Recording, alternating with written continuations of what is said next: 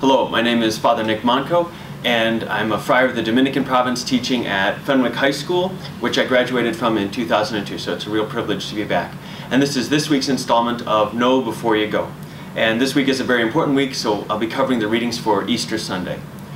And actually for Easter there are two sets of readings that are available. The first set that I'll talk about is for Easter Sunday itself, on the day of Sunday. And that's typical 3 readings like we normally have at Mass. The first reading is not from the Old Testament but from the Acts of the Apostles, which chronicles the early church and actually occurs after the resurrection. And so in the first reading, Peter is in this big heated discussion about whether or not everyone needs to be circumcised before they're baptized. And in the midst of this discussion, he gives this great proclamation of the resurrection and the work that Christ has done. So that's the first reading for Sunday. That leads then into St. Paul's letter to the Colossians. Now the Colossians were a community that was very divided. Paul had not actually visited there, but he was asked to write a letter about some of the disputes that were going on, and people were getting very distracted by disputes about angels and certain practices and this and that. And in the letter, Paul tries to refocus everything on Christ himself, who is above all the principalities and powers. And so it's a refocusing and a centering on Christ and not so much on disputing about the other things that aren't as important or maybe kind of extraneous. As my father used to say to me all the time, Nick, keep your eye on the donut and not on the hole. And I think that's kind of St. Paul's MO in letter to the Colossians. And then finally from the Gospel of John, there's the account of the resurrection itself. And the resurrection accounts are so important for the Gospels because Christianity and our faith rests on a couple historical facts. There's a lot of great ideas about faith and hope and love and blah, blah, blah, but there are these facts that have to be there. That God became man at Bethlehem, that he died on the cross, and that he rose from the dead. And that's one of those key moments. And so there's this recounting of the finding of the empty tomb from the Gospel of John.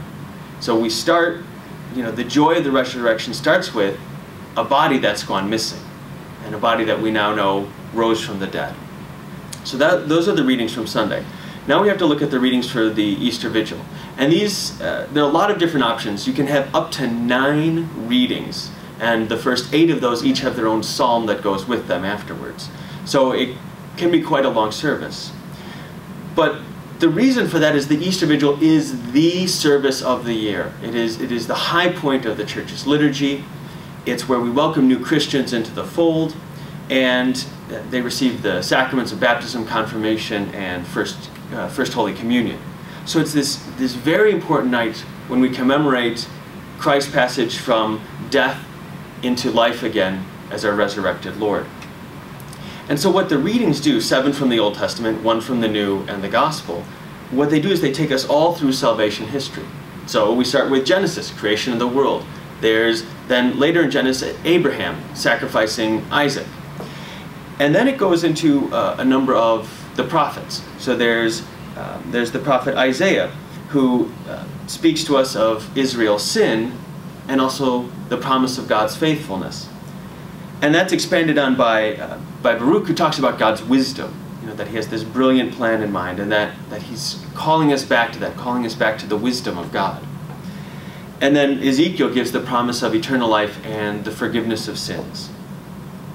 So that's the focus of the Old Testament. And then we move on to the New, St. Paul in his letter to the church at Rome. And this is where Paul talks about applying Christ's resurrection to our own life through baptism, that we are joined with him. And so all the works of the past are leading up to Christ and his resurrection, and Christ and his resurrection becomes part of our own life through the sacrament of baptism. And that leads, of course, into, again, the Gospel reading from the Gospel of St. Mark for the Easter Vigil. Again, another tale of Jesus' resurrection from the dead, that historical fact that gives us hope and gives us joy. So this has been Know Before You Go with Father Nick Monco, and have a very blessed Holy Week and a happy Easter.